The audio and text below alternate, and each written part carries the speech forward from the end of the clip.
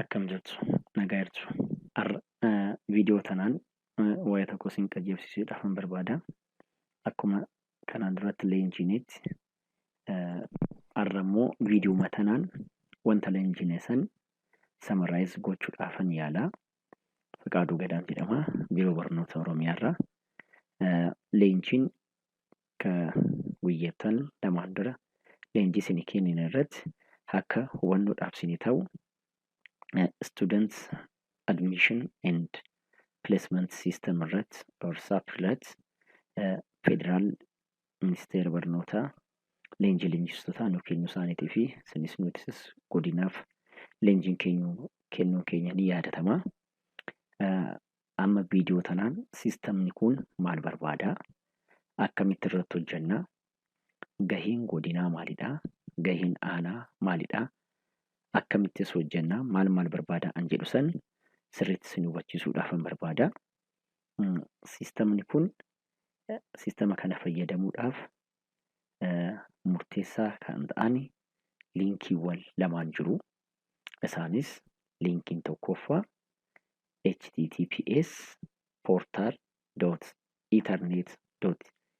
https://portal.ethernet.edu.et an jedhu kana yoo ta'u, liinkii kana an fayyadu maaliif nu fayyada an jedhu oo gaafanne instituushinii jiraniif hundumaafuu nama tokko haa ta'u, nama lamas haa ta'u, representative uumuudhaaf nu barbaachisa jechaadha. Jennuti regional representative, zone representative, woradaa representative yookiin school representative kana akka uumuu yeroo barbaannu yookiin immoo request gaafachuu yoo barbaannu liinkii kana fayyadamna jechaadha.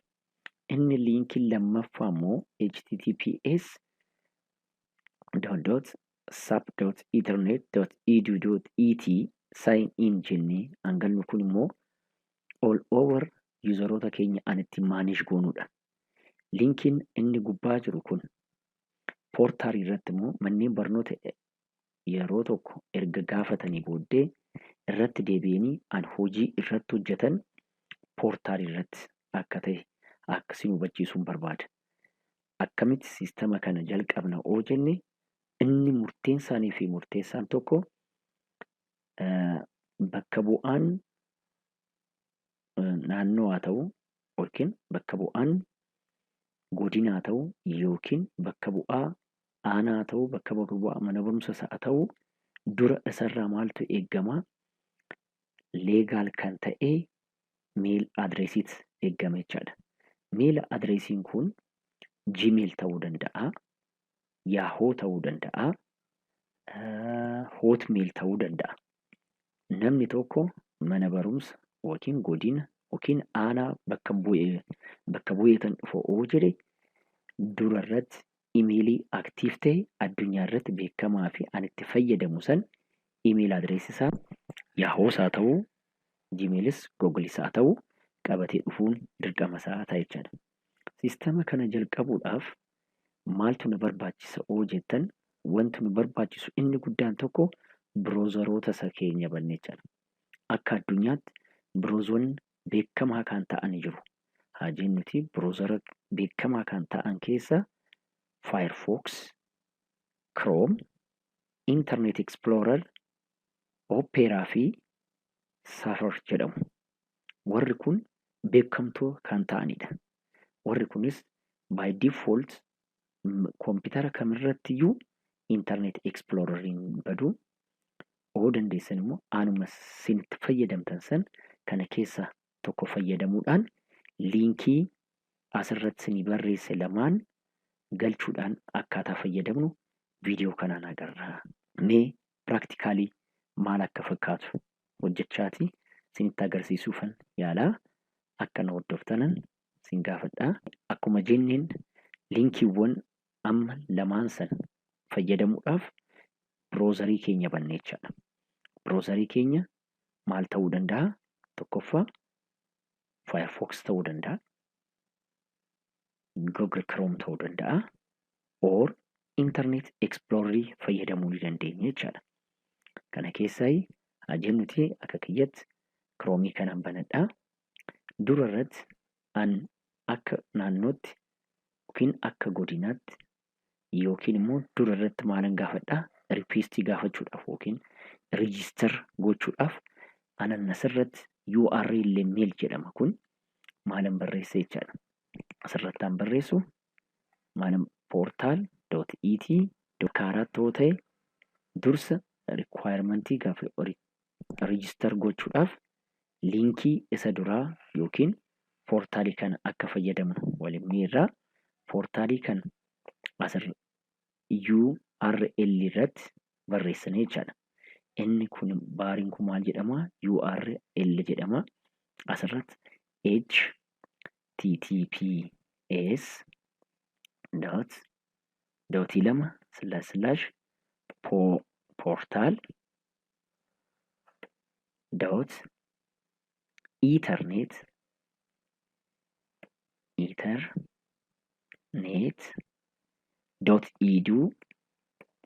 edu.et barreessiniit loogiin jennaani. Yeroo kana loogiin jennuun maaltu dhufa? Portal loogiin an jedhu dhufa.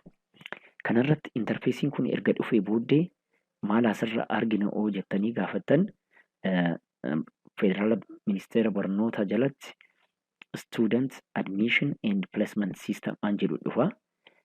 Wanta as jiru kun an nutti agarsiisu yeroo nuu kenname irraa meeqatu maaltu nu hafe an jedhu san an nu agarsiisu yeroo ta'u nuti garuu hojii keenyaan hojjennu gara harka mirgaatiin bakka jiru irratti haa jennuti. Ani akka naannootti yeroo duraa maalan gaafadhaa yookiin godina yoo taane yookiin aanaa yoo taane yookiin immoo mana barumsa namni bakka bu'u sun dura reejistar godhu galmaa'utu isarraa eegama. Galmaa'uudhaaf maal tuqna? Reejistar an jedhu san cuqaasna. Reejistar an jedhu san yeroo cuqaasnu an asirratti nu gaafatu takka takkaan guunna jechaadha. Isa keessaayis maqaa duraa keenyaa, maqaa abbaa keenyaa, maqaa akaakayyuu keenya guunnaa. Isarratti immoo saala keenya asirratti ni filannaa fi kun jechuun dura riikweestii gaafachuudhaaf jechaadha. Eenyu gaafannaa? Qaama nu ol jiru san gaafanna. Haa jennuti warri godinaa fi magaalota an gaafatan biiroo barnoota Oromiyaa gaafatu. Manni warri aanaa immoo godina isaanii gaafatu. Warri mana barumsaa immoo aanaa isaanii gaafatu. Zeen maal goona? Attach faayilaan jedhu san biroos jenneet leegaal kan ta'e amanamaa kan ta'e yookiin immoo bakka bu'uun keenya an agarsiisu xalayaa san attach goona jechaadha. Xalayaa namichi bakka bu'ee dhufe san attach gooneet attach goonaa fi ittaansanii maandaatorii kan ta'an kana jechuun dirqama kan hin hafne keessaa bilbila keenya asirratti galchinaa. Imeelii keenya asirratti erga galchine booddee nuti eenyu represent goona an jedhu san amma jechuun naannoo oo ta'e bakka bu'aa naannoo oo taane kana filannaa. Bakka bu'aa godina oo taane kana filannaa. Bakka bu'aa aanaa oo taane kana filannaa. Bakka bu'aa mana barumsa oo taane kana erga filannee booddee maal jennaanii? Registered jennaan. Namni kamiyyuu qaamni kamiyyuu dursee qaama isa ol jiru san kan gaafatu. Haa jennuti asirratti regional representant jechuun biiroon eenyu gaafata? MOE gaafata. Aanaan immoo godinni immoo eenyu gaafata? Biiroo gaafata. Aanaan immoo godina isaa gaafata. Manni barumsa immoo an gaafatu aanaa isaa gaafata. Kun amma reejistar gochuudhaaf reejistar godhee gaaffii kan gaafatan qaama olaanaa jiru san gaafachuudhaaf an nu fayyadu liinkii portal.ethernet.edu kan jedhu san akka tan sirritti akka hubattan reejistar hiir kan jedhu san ni cuqaasaa. Haa jennuti godinni tokko haa jennuti fakkeenyaaf godinni tokko gaaffii yeroo nu gaafatu haa laallu. Reejistar hiir an jedhu san ni tuqaasaa. Abbaba jedheet maqaa akaakayyuusaa Gadaa jedhuuniin Beenyaa jedhuuniti saala isaanii filata. Faayil attach godhi jedha. Faayila san asirraa xalayaa inni itti ramadame san faayila footoo kaasuudhaan ta'uu danda'a yookiin immoo haaluma isin ergame PDF'n ta'uu danda'a. Asitti inni godha. Bilbila isaa Duwwaa 9 12 11 94 15 bilbila isaa asitti barreessaa. Imeeli isaa asitti erga barreessee imeeli isaa asitti barreessaa. Erga barreessee booddee maal gaafataa? Taayippii isaat gaafata. Haa jennuti namni kun godina haa jennee haa gaafannu. Ripireezentaatiif godina eenyu gaafata? Biiroo gaafata jechaadha. Godina yeroo jedhu kaasnu godina san ripireezentaatiif of godina yookiin zoonaa ripireezentaatiif gaafate jechaadha. Isa keessaa durseeta inni gaafata kam naannoo kamirraa jedha? Naannoo Oromiyaarraa. Naannoo Oromiyaa yeroo tuqnu Oromiyaa keessa kan jiran godinaalee fi magaalota 40 san asitti nu fide jechaadha. Godina inni itti argamu san filateet maal jedhanii registered kan jedhu san cuqaasa. Namichi kun nama godina filannee san keessatti registered ta'e jechaadha. Kana jechuun registered ta'uusaa successful namichi sun akka registered godha. Garuu maal isaatiin ergaa fi imeeli isaatiin maqaa paaswordii fi yuuzarneemii ergaa hafe jechaadha. Paaswordii fi yuuzarneemiin maal isaatiin ergamaa fi imeelii inni guuteetiin ergama. Erga kana gaafate booddee maal godhaa? Imeeluma san keessatti asirratti ibsine san naannoon ministeera barnoota gaafataa, godinni biiroo gaafataa, aanaan godina gaafataa, manni barumsa aanaa isaa gaafate jechaadha. Erga gaafate booddee maaltu ergamaa fi jiimeelii inni galcheen yookiin imeelii inni galche saniin inni qaamni olaana jiru sun akkuma kanaan duratti qaamni akkuma dura barannee sanitti maal godhaa? Qaamni olaanaa amma namichi kun aanaadha. Godin eenyu gaafata? Biiroon nu gaafate jechaadha. Nuti immoo maal goonaa asitti HTTPS jenneet saappii irratti galle jechaadha. HTTPS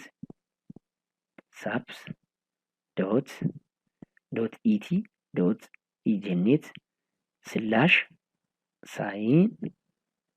/sign-in jedhutin cuqaasneet namicha qaama nu gaafate san paaswordii fi imeelii nu ergame saniin gallaa jechaadha. Laaluudhaaf maal goonaa? Yuuzarneemiin keenya eenyu ta'uu jettan imeelii nuti galchine san jechaadha.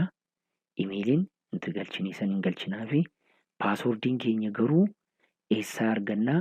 Dura registered ta'anii waan galleef imeelii keenya irratti kan nu ergame saniin sadarkaa naannootti haa jennuti anaaf kana ergame kana ishii koppii godheetan sadarkaa naannoo waan hin jiruuf paste ishii godhaa sign in jedhan. Yeroon paaswordii kiyya galchee sign in jedhu kanatu naa dhufaa. As dhufneet user registered an jedhu san yeroon gaafadhu aanaa nagaa godinoollee na gaafatan sun asirratti appear ta'u yookiin ni dhufu jechaadha. Godinaaleen na gaafatan hundumtuu asirratti ni dhufu. Yoo kana laaltan akka laalnutti asirratti approve kan ta'ani kan irree shaakalliidhaaf kan isin galchitan kan proof ta'an an dhufan jiru. Garuu rejected kan ta'es akkasitti natti agarsiisa. Ergeessan sirriitti amma Abbaba Baqqalan na ergee jira. Nama na ergeessan Abbaba Baqqala san maalan godhaa fi confirmation namni haaraa gaaffii na gaafate sun Abbaba jedhama. Bakka bu'iinsi isaa yookiin immoo ani inni bakka bu'e aanaadha. Godina kamoo jenne Shawaa Isteedha. Asirratti pending naan jedha. Pendingiin kun maalan godhaa? Asirratti detail jedheetan asirratti gaaffii naa fidaa. Dura wanta attach godhe san sirriitti laalladha. attaashaan godhe sun bakka bu'iinsi isaa xalayaasaa sirrii ta'uusaa ergan kana ilaalee booddee namni bakka bu'e kun gaaffii akkana gaafate ergan ilaalee booddee maalan godhaanii approved jedhanii namicha kana jechaadha. Approved yookiin reject gochuu barbaaddamoo yookiin approve gochuu barbaaddu naan jedhe approved jedhanii confirm na godheedha. Confirming godha. Namicha kanaaf direct successfully updated naan jedha. Namicha kanaaf imeelii ergaaf jechaadha. Imeeliin sun maal qabata hoo jettan direct namicha imeelii isaa keessa yeroo galu ani inni argatu maalidha jettan imeelii isaa hin banaa. Gmail yoo ta'e Gmail hin banaa. Google yoo ta'e Google isaa hin banaa. Maqaa isaa waameet paaswordii isaa itti hima jechaadha. Maqaa isaa waameet paaswordii isaa itti hima. Zeen paaswordii sanii fayyadamuudhaan namichi sun amma maal godhaa godina yoo ta'e aanaalee isaan gaafatan akkuma kanaatti aanaalee isaan gaafatan san hundumaa of jalatti haa jennuti. Arsii yoo ta'e arsii hundumuu aanaalee isaan gaafatan san imeelii isaatiin seenuudhaan akka amma agartanitti ani naannoo irra waanan jiruuf namni naannoo irratti gaaffii godinaalee gaaffii na gaafatan hundumtuu sadarkaa naannootti nama gaafatan nama 84 ilaaluu danda'a jechaadha asirratti. Akkasumas isinis immoo aanaalee isin jala jiran maal godhuu dursa imeelii akka qabaatan gorsuu. Imeeliin sun Gmail ta'uu danda'a, Yahoo ta'uu danda'a yookiin Hotmail ta'uu danda'a. Akka imeelii isaanii akka qopheeffatan erga gootanii booddee poortaaliidhaan akka seenan gootu. Poortaalii irratti dhufaniit register here an jedhu san erga cuqaasanii booddee wanta sirrii ta'e san gaaffilee asirra jiran odoo tokko hin utaaliin sirriitti erga galfatanii booddee register jedhuuni. Yeroo register jedhan nu biratti warri godina irra jirru aanaalee nu gaafatan laaluudhaaf maaliidhaan galleennee saappiidhaan saap internet dooti kan jedhutiin seenuudhaan isaan seenneet maanish goonee jechaadha. Yuuzaroota keenya maanish goonaa yeroo isaan seennu an argannu maalidhaa akkanatti nu dhufu. Isaan yeroo dhufan asirratti waa'ee sadii dhufa. Tokko approved kan ta'e jechuun kanaan dura approve gooteefi jirtaa hojii isaa imeelii isaatirratti paaswordii ergitee jirtaa jechuudha. Yookiin immoo reject kan ta'e yoo ta'e ayi fudhataman waan hin arganneef ragaan hin dhiyeesse hoon jiraatu ta'e yookiin dogongora yoo ta'e reject gochuu dandeenya. Unless otherwise immoo pend jedha. Pend jechuun eeggataa jiraa nama kana eeggataa jira an jedhu san maal goonaa detail an jedhu irratti pend an jedhan yeroo dhufan amma jennuti namichi kun Muktaar Waayyoo an jedhamu gaaffii na gaafateera garuu ani namicha kana hin beeku. Kanaafuu yeroon kana cuqaasu soolishinii lama na gaafate jechaadha. Approve jedhamu reject dhanaan jedha. Reject yookiin approve jedhani haaluma akkuma barbaachisaatti isin jedhanii sinis aanaalee isin jala jiran warri aanaalee immoo mana barumsa isin jala jiran gaaffilee poortaaliidhaan isin gaafatan san saappiidhaan galtaniit isin immoo approve gootuuf jechaadha. Dalagaasaa approve gootuuf jechaadha. Erga kana goone booddee aanaan eenyu gaafataa? Godina isaa gaafataa. Godinni immoo manni barumsa immoo aanaa isaa gaafata jenna. Amma maal akka hojjennu